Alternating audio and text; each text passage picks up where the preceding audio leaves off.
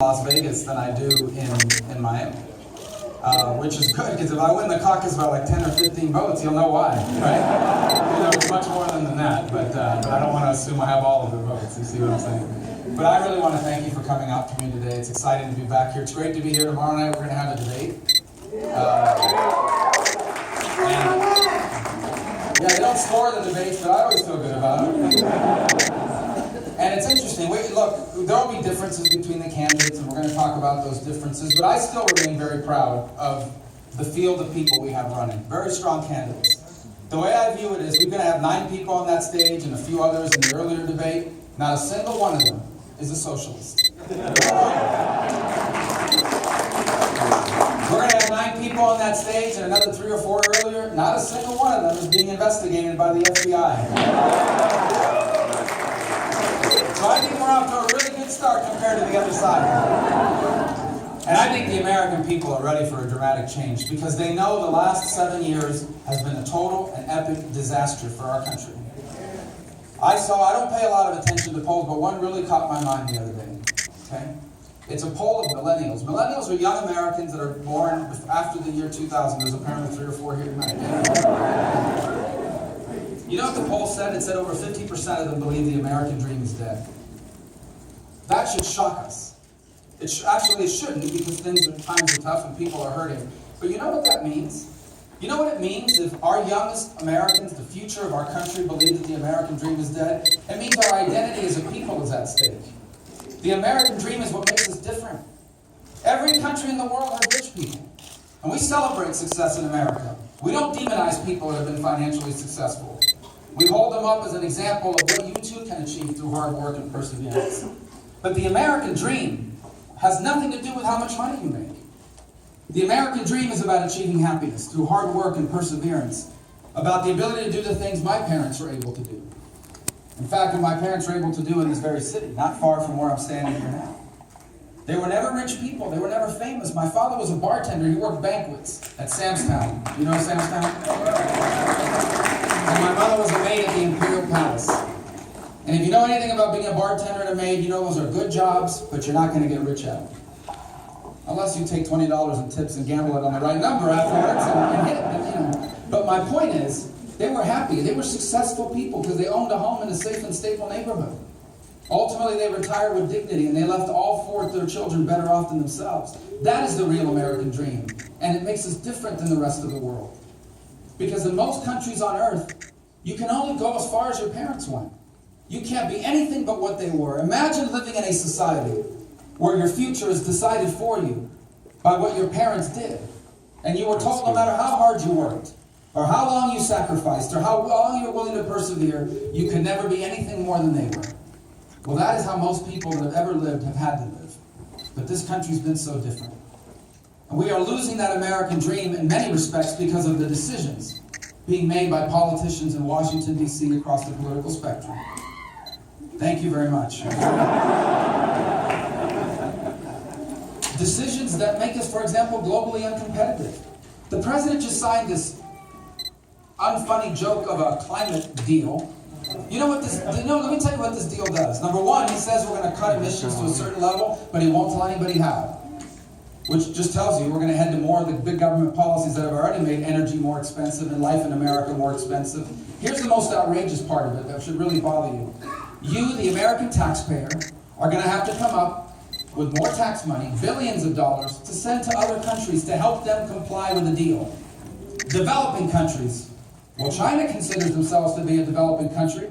The American taxpayer is going to send billions of dollars to help China? To help China with its environmental issues or whatever it might be that they want to do with carbon emissions? It's a ridiculous deal. Here's the other part of it. China signed and committed to lowering carbon to a certain level by a certain date. And the newspaper, some of them say, what an incredible and historic deal. Like if China ever keeps any of the deals they sign, right? You know they keep them all. But here's the catch. They are going to keep that deal so long as it doesn't hurt their ability to grow their economy. Well, guess what? It's going to hurt their ability to grow their economy, which means they're not going to do it. This kind of unilateral disarmament in our economy is reckless, and it is hurting the American dream. You know what's hurting the American dream? Obamacare. A complete and utter disaster. And I'm very proud of something. Everybody running for president as a Republican is against Obamacare. But I'm the only one running that's ever scored a victory against Obamacare. Last year, we were able to defund a bailout fund that was built into Obamacare. A lot of people didn't even know it was in there. And that saved you, the American taxpayer, $2.5 billion that otherwise would have been used to bail out the insurance.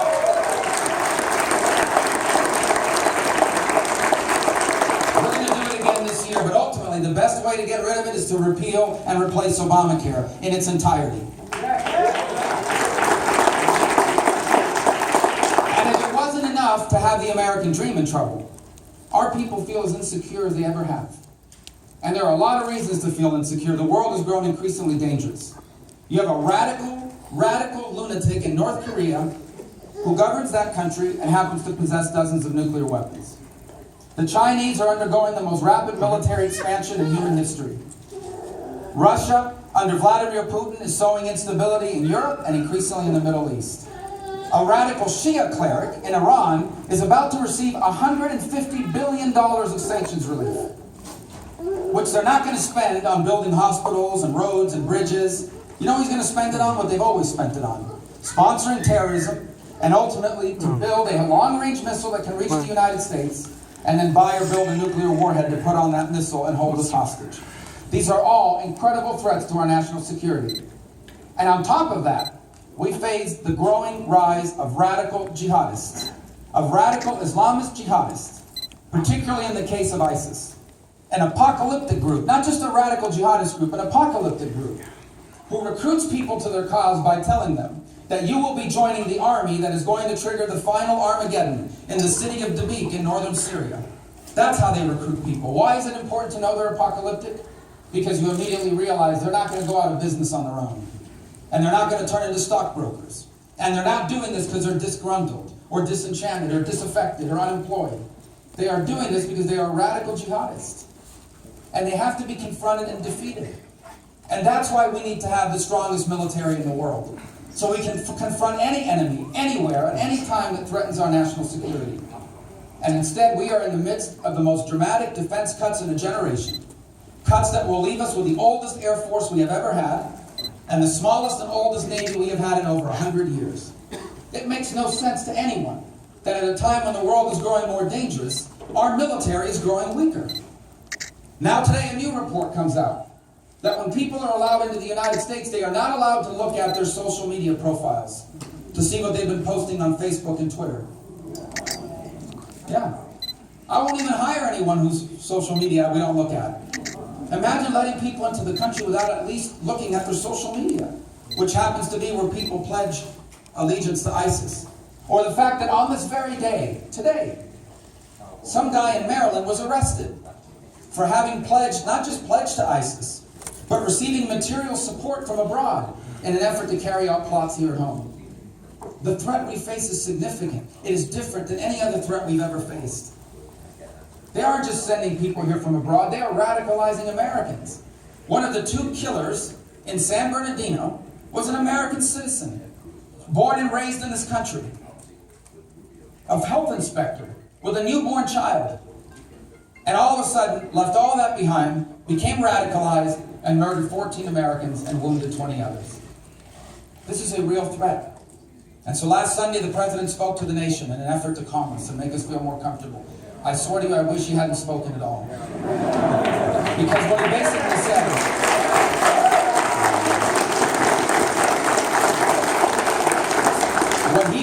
said, was, I know these things are going on, but I'm not changing anything. Our strategy is working. Of course, he also was the one who said that ISIS was contained one day before the Paris attacks. He's also the one who said ISIS was a JV team back in 2014.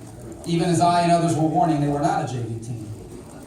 They were an offshoot of Al-Qaeda, even better funded and better equipped than Al-Qaeda ever was. So these challenges we face are real, to our national security and to our domestic economy. But here's the good news. The good news is it doesn't have to remain this way. We can turn this around. It is true that the road we are on right now, if we stay on this road, if the next 4 years are anything like the last 7 years, it is true.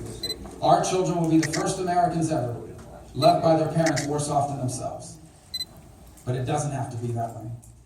We can change direction. We can leave our children as the freest and most prosperous Americans that have ever lived.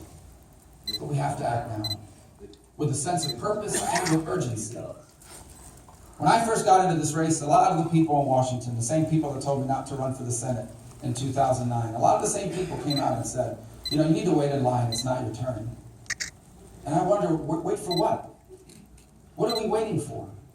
We are the single greatest nation in all of human history. And we need leaders that start acting like it. Not leaders that leave us habitually and perpetually humiliated by Vladimir Putin, by Iran, by China, by radical jihadists, but leaders that are once again act like who they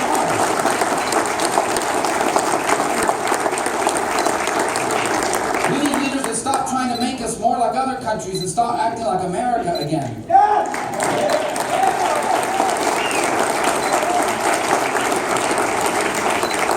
Leaders that believe and know for a fact that free enterprise works. You know why I know free enterprise works? Because it's the only economic model in the history of the world where we can make poor people richer without making rich people poorer.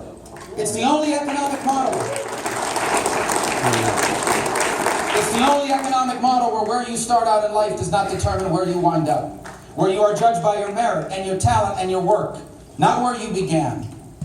I wish the rest of the world was more like America, not like America be like the rest of the world.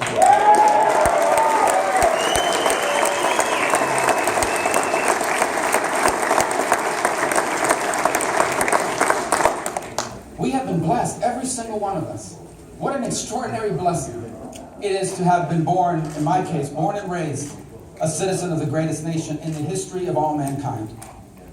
And it's appropriate to say that here in Las Vegas. Because you see, just a few miles from where I stand right now, as a young child, I spent countless hours on the porch of our home in North Las Vegas.